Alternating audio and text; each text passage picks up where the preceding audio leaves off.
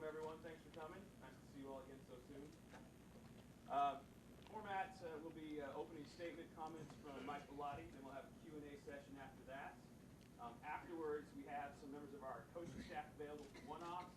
Women's soccer coach Tara Erickson, and from the football staff, Nick Aliotti and Chip Kelly.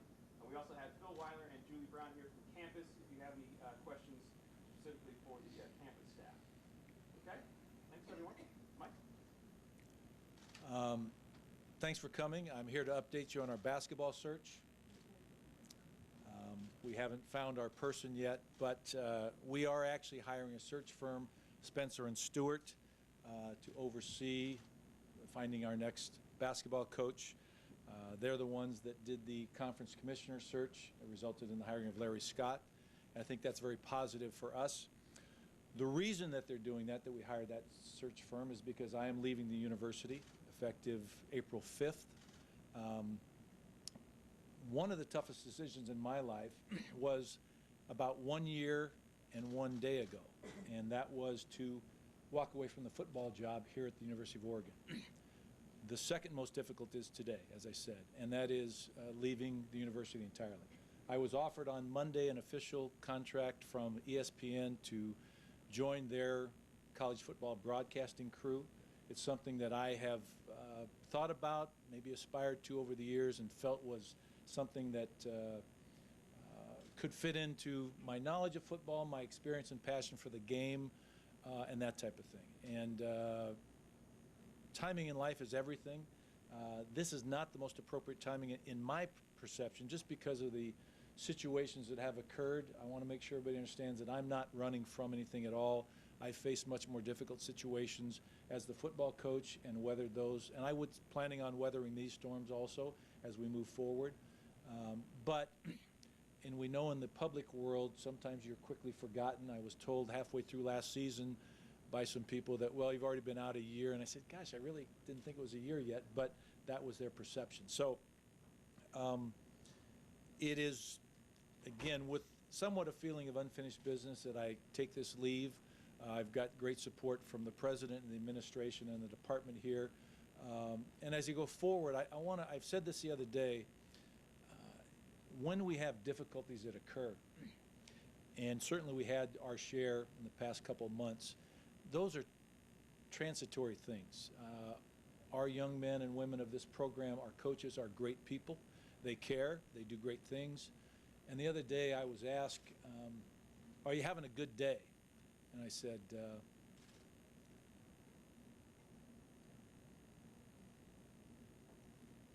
let me think about that for a second. And I said, yes, absolutely. We just won a national championship in women's track and field. We had a runner-up in the men's division. We had a world record set. We can look at the turnaround of our baseball program, our softball program.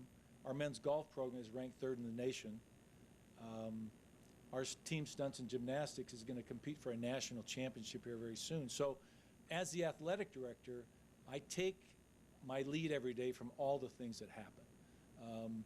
I have to admit that I think the University of Oregon deserves somebody that really has a passion about being the athletic director. I know that it quickly became apparent to me that I like and enjoy college athletics. I love college football. It's been my life, and this new opportunity with ESPN, I think, allows me to continue to pursue that, to utilize my experience and my expertise and my passion, and staying connected to the game. Right now, President Riviere will meet with some of our coaches and athletic administrative staff to determine who will become an interim director, whether it's from inside the department or outside. There will be a national search as we go forward. And I'm sure, I really feel that the university and our department is in great hands. And I turn it over to our coaches and to our administrators with the thought that this year, in the brief time I was here, we watched the opening of the John Jaques Center, which has been my dream for a long time.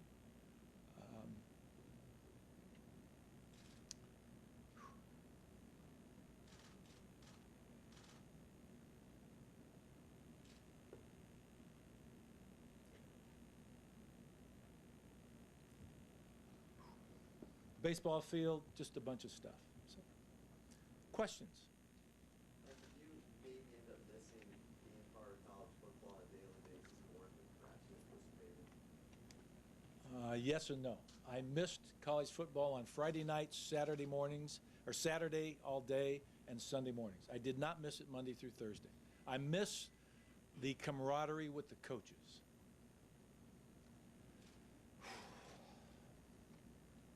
Mike, do you regret stepping down as head coach?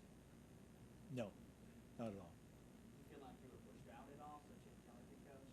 No, not at all.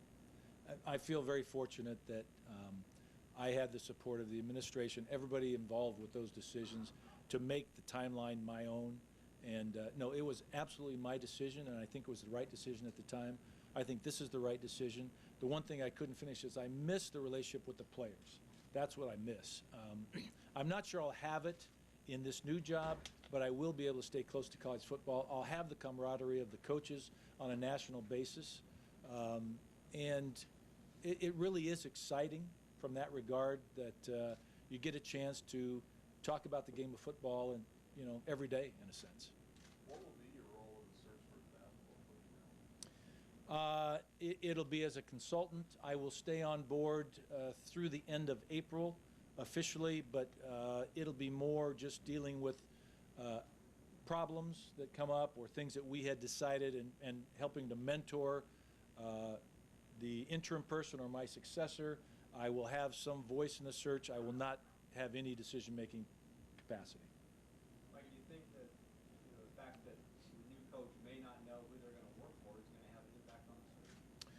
Yes, but I think it would have been worse if the new coach, if I hired him and knew I was leaving within the month. And so I felt, and President LaRiviere and I felt that it was only fair for me to not be involved in that, or lend my expertise, but not be a decision person.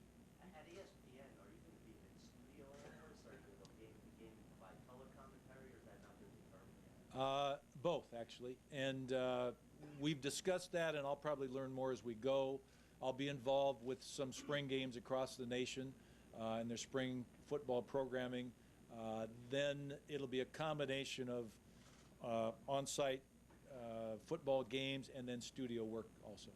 Could you take us through kind of the timeline of your discussions with ESPN, when they began and when they began to implement that? We have been talking probably for months in that regard, and in all honesty, I had hoped to maybe do both jobs, have some availability to do a game next year when Oregon had a bye, a midweek game where I could work with them, get my feet in the door, get my feet wet, that type of thing.